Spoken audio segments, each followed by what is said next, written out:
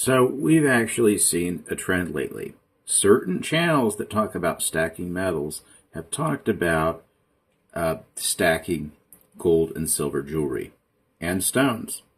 And the reason for this is with precious metals, you have a 50-50 chance of turning a profit over within a 5-year span,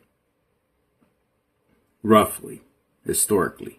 With jewelry, if you buy it used and you buy the right things and you buy it at the right price, you have an 85% chance in that same time of being in the positive if you learn what you're doing and you know it right. And the other advantage is you'll notice that these would have a smaller amount of gold or silver than a silver dollar or a gold coin would. But they're smaller and they're fractional. And because they're used, you mostly pay a lower premium. And a lot of times for the antiques and stuff, if you recognize things and learn it, and the people who had it didn't realize it, you can get a really good price on it. And it can be worth a lot more. For instance, this ring right here, this little tiny ring, this is Victorian gold. It's likely from Eastern Europe. It tests in an XRF machine at 16.5 carats. By the composition in the metal from the test, it is from that general part of the world, most likely. And it was sold just as an unmarked gold ring, like if it was Edwardian. But the thing about it is, and this is what changes the picture a little bit, is that little black stone. And it's not because it's a diamond, it's because this is a small signet ring, like a child's small signet ring, or a woman's, but as a piece of Victorian mourning jewelry. Now, Victorian gold, as it is a premium priced item. But instead of this being a $150 to $200 item, it's a $300 to $800 item. It would be over $1,000 if it had an inscription in it of someone who died and it had that story behind it. Or it could even be a lot more if it had a key maker's mark on it. And it was sold at auction, and most people missed it. And it was sold just a little bit under what the scrap would be on it. That's an incredible price for something like that. Just that quickly, you're already in the money. And the other thing is when gold and silver goes down, these kinds of items, because of the workmanship, the history, they typically don't lose value. They only go up, and they go up when gold goes up more. So while they gain, they typically don't drop that much historically. Now this is kind of cool. We're talking now about the easiest place. These are all estate finds, either online, mostly online estates. They're real estates, not scams, that sometimes exist at auction sites and stuff. This was a part of a large lot of mostly gold pins that were mostly Victorian or Art Deco. Now, you'll notice this diamond. You'll see how it has a smaller table at the top. You look under, there's a small hewlett. And look at the color. This is an old cut diamond. And you'll notice that they don't have quite as much fire as the diamonds we typically see now. But they're nonetheless real. Because of that, this has extra collector value. And you kind of can see things that give you a hint that this might have been something. None of these things were sold as gold in the estate thing. There was a big collection of all these different kinds of pins with different stones and gold and platinum and silver that I have stored away at a place where I have all this stuff locked up. We're showing a small part of the collection today to go over things. This is a type of locking clasp that has like a kicker. It's not the more modern one, but most of the older ones, as you'll see later, have what's called a C clasp, which is basically that without this developmental lock. And it'll be micro stamped sometimes, or have no stamp. This one does have a very small micro stamp. I think it's on this one. It's there by the lack, but it is in fact gold. And I paid $50 for like 50 gold pins These are actual diamonds, and they could be. They have blue. They could be called blue black or blue.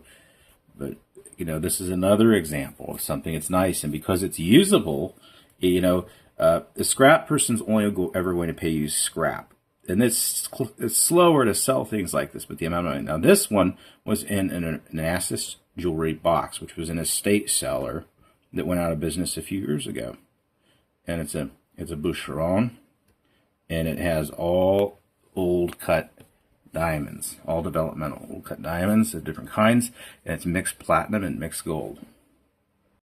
Now this piece is the stones. So some stones that people haven't heard of can have weird value. Like this is got that from her garden the other day. This is jade,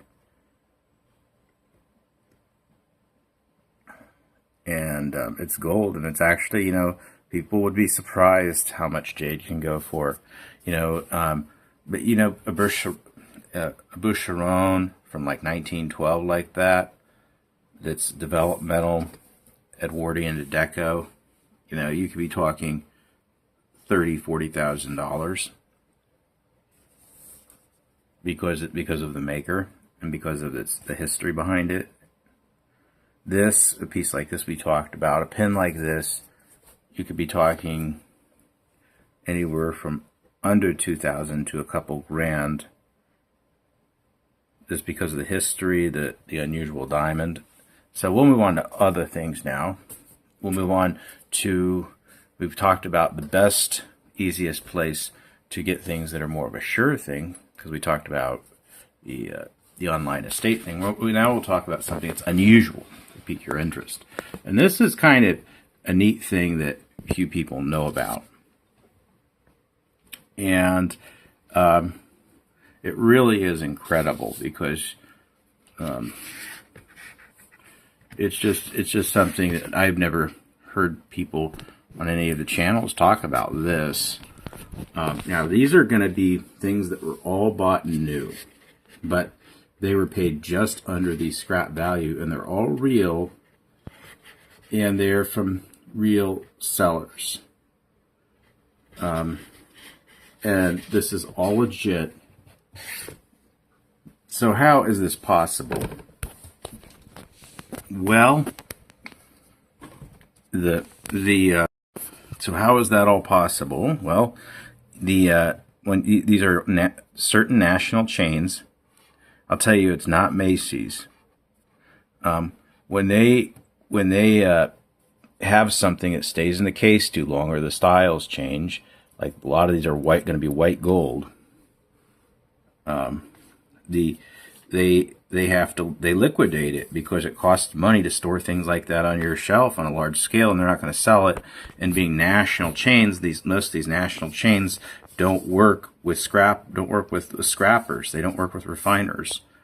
So they will sell, like in this case, this $1,000 that if they'd retailed it for over $1,000, gold wedding set with diamonds, they'll sell it for, in this case, like $161 for the set, brand new, with box.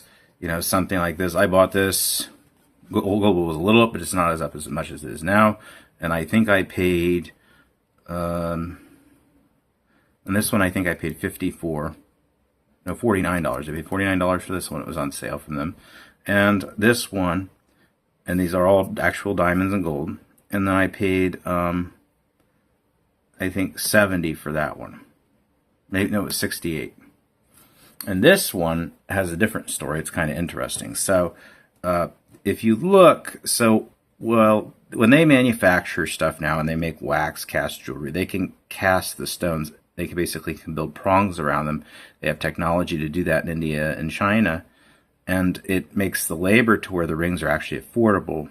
It's how, like, these rings, instead of like just over $1,000, why that's not a $5,000 or $10,000 ring. But the issue is if the metal curls over like this, nobody will buy it.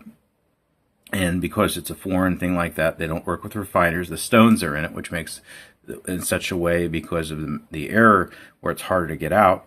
So they sell it, and it's very, and the errors in it are so small over the stone, enough to bother someone from paying big money from it, but enough where they still have to drop the value enough, just enough, but enough to where, not enough to where, somebody have to look at it carefully to see the problems with it.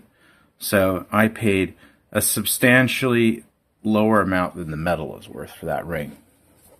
So that's something that not a lot of people talk about. We're going to talk about we're going to go to something else, which is another big source to buy real jewelry.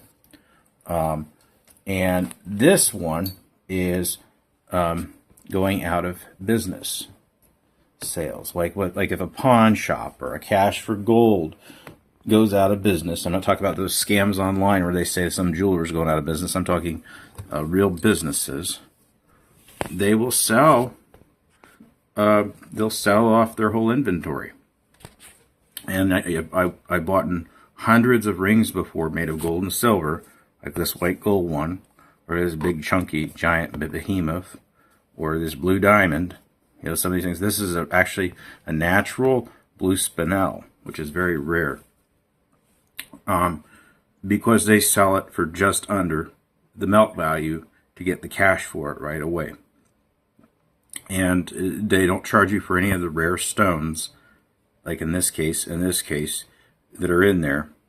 They didn't charge me for any of the natural Burmese rubies, none of that. They just charge, because they're primarily metals business people, selling me things they bought for scrap when they're going out of business for just under the scrap value. And because of that, and these things, I've tested them. You learn how to, you basically get some black light, some UV light, a good optic, and you learn about these stones and stuff. You can get really good returns just showing up these places. And you just have to go in there with some cash in hand, a good amount, and you can come out. Now, these are kind of neat because this stuff came out of costume jewelry, but these stones are real, in some cases quite rare.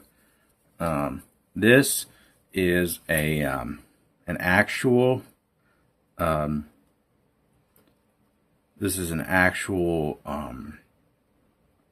expensive spinel.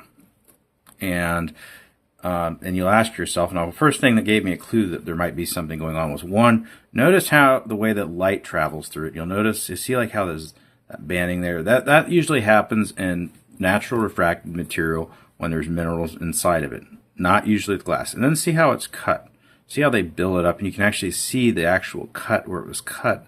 You see how sharp that is, but not too sharp, and it was polished, and it was built up. And that type of cut, when they build it up like that or on the edges, it's pavilion. And you typically see that a lot with like spinel and corundum ruby or sapphire. So that, and then looking at it under the optic made me buy it to test it and to look at it under a microscope. Now this one I pulled out of just a very cheap piece of plastic costume jewelry. Now it had a bunch of plastic fake rhinestones that were all this size, but they were a different color. And this one was in an odd spot. It wasn't centered or anything. And so I took it out of this necklace, and because I could see in the optic and the way the light was hitting it that this had actual mineralization in it. So what this is, people that know gems know when they see the light dance around, they get excited if they're really big collectors and they rare stuff. This is Jeremejevite, and so why would this be the case? Well, it's actually quite simple, very simple. It's not because I'm wrong, because there's labs in this case that disagree with that. It is because the people who had this were hiding it, and in some cases, people to the grave did not want their heirs to find their most valuable possessions because of some kind of spite in their life. So they hid it, and they put it in a place where they knew it would be discarded. They knew they would keep it for the rest of their life, but it would be discarded when they died. And that is a hidden part about it that nobody would ever want to address.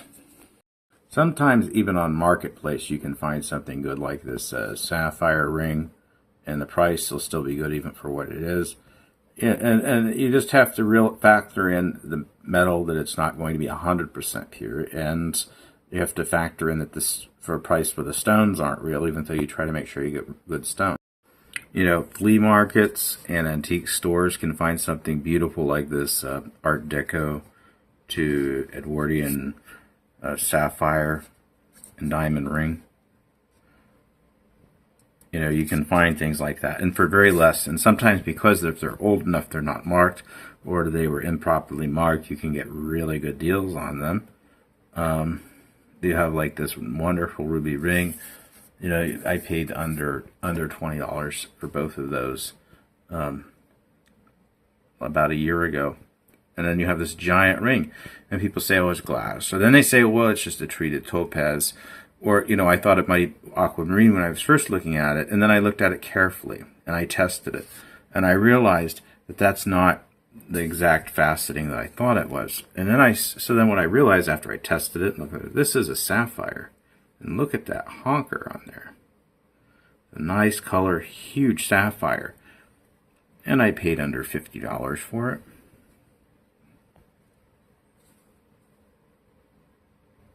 Now, if we're talking thrifting, we'll talk about things that most people will not notice. That things that things that you could see on a regular basis. This is actually jade, and these are jade links with real metal in between. And there is a bracelet and a necklace here. And I paid under $4 for all this, because if you were just to look at it, and somebody was to grab it, to pull it and look at it, you would think it might be plastic. And if they picked it up, they'd think it'd be glass. But you hear that tinging noise that you can even hear there without testing it? The jade makes a very nice ring to it. And this is a really nice piece. And, you know, it's nice. And look how you see the structure of it. And it's a nice piece. It's tricky, okay? A lot of this stuff is tricky, and the amount of expertise that it would take is not just a jeweler's expertise. There's all kinds of different skills and different kinds of things that a lot of local jewelers probably have never dealt with before. So these are actually 18 karat gold, these bottom ones, and they are colored to look that way. And also, older gold will oxidize. It is not at 24 karat gold. It is like if it's under if it's 18 karat or less, it typically oxidizes with age. These are very high karat gold, and they are from a very long time ago. And you'll see that these were crushed. You can't see with it's squared. And these were basically flattened out and hammered wire.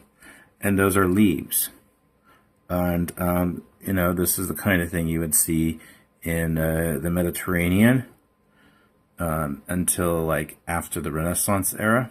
But these are probably a little bit older than that. And they were at a thrift store. And they are test high karat gold. So, you know, you never know. And these are marked. These are actually marked very small on there. On that, maybe it was that side it was. But they're marked as being 18 karat gold. And some of the markings are so small that a standard loupe won't pick them up. And then a lot of times it can be little things that they, like this. And this is, so we'll talk about the C-clasp. The C-clasp, and this one has a nice, because it's also a pendant because it has a little loop on it. And this one is actually real Victorian gold. And these are small opals. And something, a little piece like this, with the C-clasp like that, it tells you that it was likely from the mid-1930s or before, because it's when those really went away. You know, some copiers like 1928 will every once in a while do that, but it looks different. And you start looking at pictures of them and you'll see that the construction is just not correct. And it's different. And I paid, I think, $2 for that, less than $2. And there's just a lot of things, like the size of the earrings, size of pieces. So I'm just going to pull out a couple of the cards that I have of thrift store stuff and go through a few rings of those that I have. The things that, because these are where most people will be. So we'll talk about some things. These are sapphires. This is 14 karat gold. These fraternity pins, because it's part of something that someone valued as being an important part of their life, or where they worked, or where they retired, often are made of gold and have real stones in them. And people will scrap them, but if they are usable, like if they're wearable, like that diamond-shaped one, or if this one like has the natural Colombian emeralds with the diamond, those should be not scrapped, because they can be worn as tie pins very easily. So we have a lot of gold there. These are gold earrings that are on this, happen to be on that one. They're from Tiffany and Company, and they are they kind of have the 70s flair. These are ruby gold earrings, sapphire gold, the small things like that, so small, and they could be worth hundreds or even more, sometimes thousands of dollars, tens of thousands if it's these are diamonds, opal, those are Paraiba tourmalines. You have emeralds. What else do we have here? Star rubies. I think you have black diamond. I forget what that is, but it's not a peridot. But and then you have all these diamond ones here.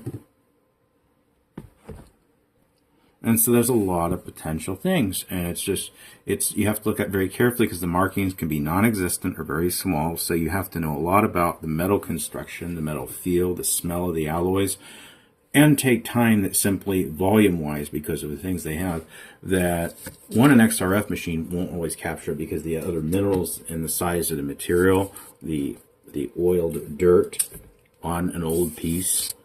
And they would, and the fact that the backs are separately on the earrings, and the backs might be gold, or the other piece might, vice versa. And they would have to XRF individually thousands of individual pieces like that and pull them. And that is just simply not going to happen. And then you have things that are less value in metal, but they're silver or something, or have value, but they've got things like these silver brooches. Very, very nice things. And you have something like that, it adds up. And it's a secondary.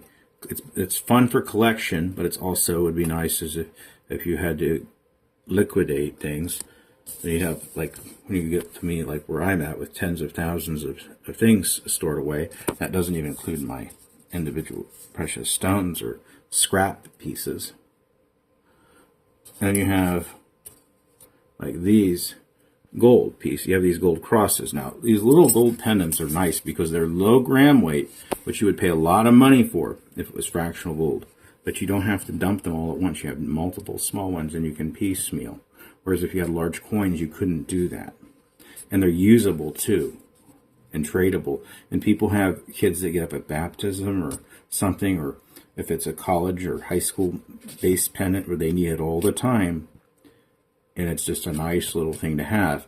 And some of these I didn't pay anything. This one I paid this gold diamond cross. I paid $0.25 for.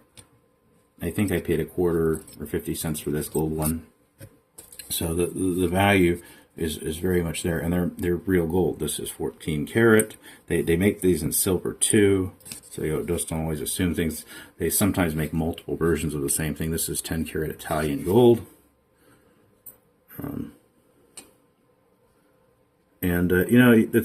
It is that way, and there's just so many things that would violate so many rules because they might be from a different time, era, or place. And I dropped one earring out of a set, but that's okay. It's still there. I'll just leave it over there. But that's okay. Actually, I got this one from the state in Texas for my anniversary.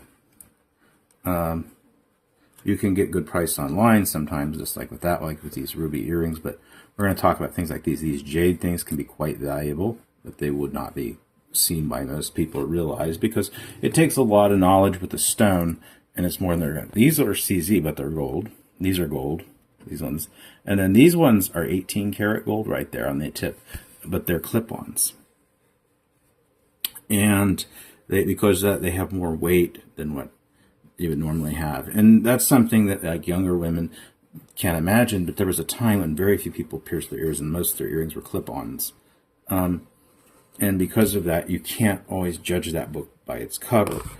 Sometimes these hat pins, sometimes, a lot of the times the older ones are made out of silver or gold like these. And they will have real stones in them, and they could have as much in them as a wedding ring.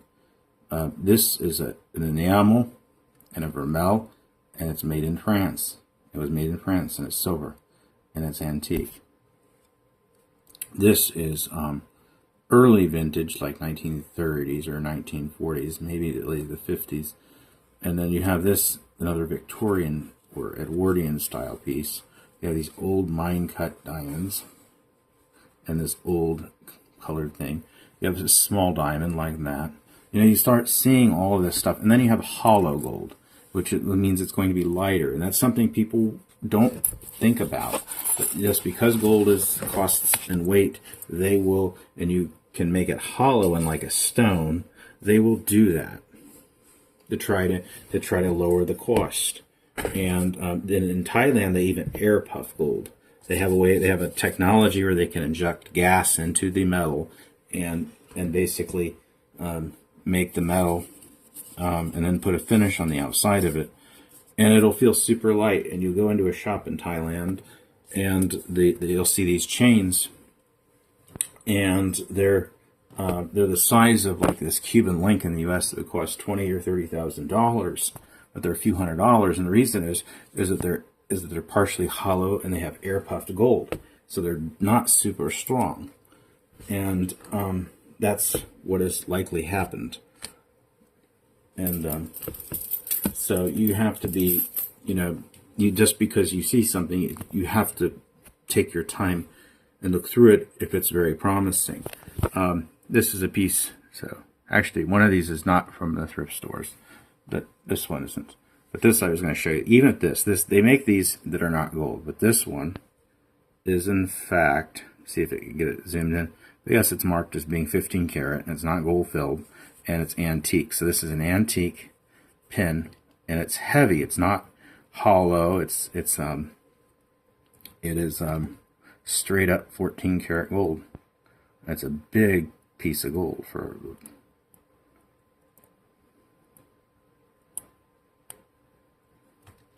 But I didn't pay very much for it because that came in that big lot of all those gold pins that I told you about. And it's very, very simple and very plain. You would not suspect that this would be gold because of its size, and it's old. And then this one I found at a thrift store. I paid, I think I paid $1 or $2 for it, and it's marked, but it's marked so small and so subtly that most people wouldn't see it. It is damaged slightly, but it says 10 karat right there, and it has the damage, which most people would notice right away. I did is I didn't mind because it was gold. Is right there, right there. There's a break. But then these rings though are often missed because they're micro stamped very small sometimes inside underneath the stones, or it is worn off or been resized.